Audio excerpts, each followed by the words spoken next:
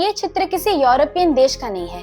जानकर काफी आश्चर्य होगा कि ये चित्र है 1969 के पहले के ईरान का, इस्लामिक रेवोल्यूशन से पहले वाले ईरान का।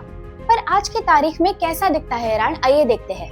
क्यों इन दोनों चित्रों में जमीन और आसमां जितना फर्क है और आज ईरान में ऐसा क्या हो रहा है जिसके कारण लोग रास्ते पर उतर आए हैं। आइए बात करते हैं आज के वीडियो में। 1969 से पहले ईरान को मध्य पूर्व के सबसे प्रोग्रेसिव और मॉडर्न देशों में गिना जाता था। ईरान के उस समय के राजा मोहम्मद रेजा शाह पहलवी के शासनकाल में ईरान तेजी से वेस्टर्न मॉडल की तरफ बढ़ रहा था। तेहरान जैसे शहरों में नाइट लाइफ आम बात थी। सिनेमा हॉल्स, कैफेज और म्यूजिक कल्चर काफी लोकप्रिय थे।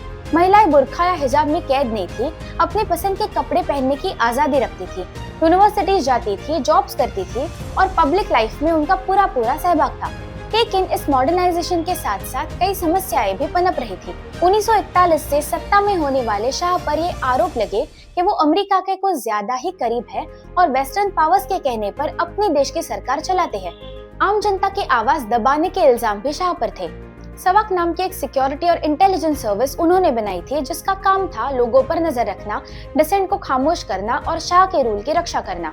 सोवियत यूनियन के प्रभाव से ईरान में बढ़ने वाला साम्यवादी विचार अपनी सत्ता उखाड़ फेंकेगा, ऐसा डर शाह को था। इसके कारण अपनी ही प्रजा पर निरंतर पहरा देने पर उनका जोर था। और सबसे बड़ी समस्या थी शाह के कुछ गलत निर्णयों के कारण ईरान में पैदा होने वाला इकोनॉमिक क्राइसिस। इस क्राइसिस से सप्लाई शॉर्टेजेस, इन्फ्लेशन जैसी समस्याएं तेजी से बढ़ रही थी, जिससे आम जनता का रोजमर्रा का जीवन भी काफी कठिन बन चुका था।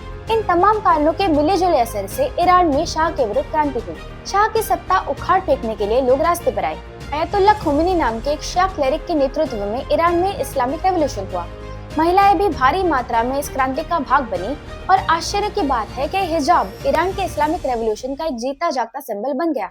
मान लो जैसे महिलाओं ने खुद के हाथों से ही खुद को बुर्के में कैद कर लिया। अयतुल्ला खोमेनी के राज्य में ईरान एक थियोक्रेटिक इस्लामिक स्टेट बन गया। थियोक्रेटिक राज्य वो होता है जिसमें किसी भी मजहब के कायदे कानून के अनुसार देश को चलाया जाता है। खोमेनी के शासन काल में ईरान में धार्मिकता बढ़ गई, हिजाब कंपलसरी हुआ और महिलाओं का यूनिवर्सिटी जाना, नौकरी करना काफी हद तक सीमित हो गया या कुछ गिने चुने रोल्स तक मर्यादित हो गया।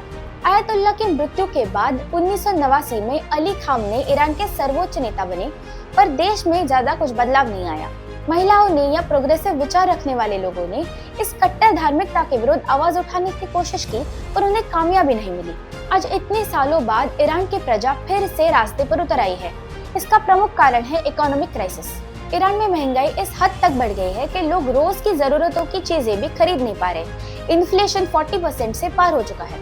पर इस सब के पीछे झांक कर देखा जाए तो ये मूवमेंट सिर्फ इकोनॉमिक मुद्दों की नहीं है, यह कब की पॉलिटिकल बन चुकी है। एक वीडियो वायरल हो चुका है जिसमें एक युवा लड़की जो बिना किसी डर के, बिना हिजाब पहने, अपने बाल खुले छोड़ सिगरेट लाइटर से खामेनेई का पोस्टर जला रही है। इस वीडियो पर पोस्टर्स बन रहे हैं, मीम्स बन रहे हैं। ये दृश्य मानो ईरानियन डिसेंट का सिंबल बन चुका है।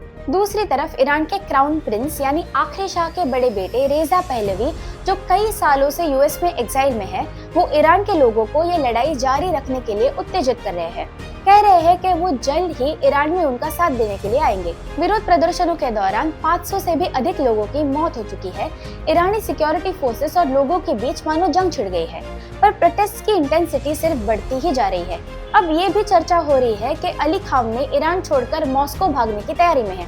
क्या वो सच में ऐसा कदम उठाएंगे या विरोध प्रदर्शनों को जवाब देते रहेंगे? इस लड़ाई में विजय ईरान की जनता का होगा या कट्टर धार्मिकता का?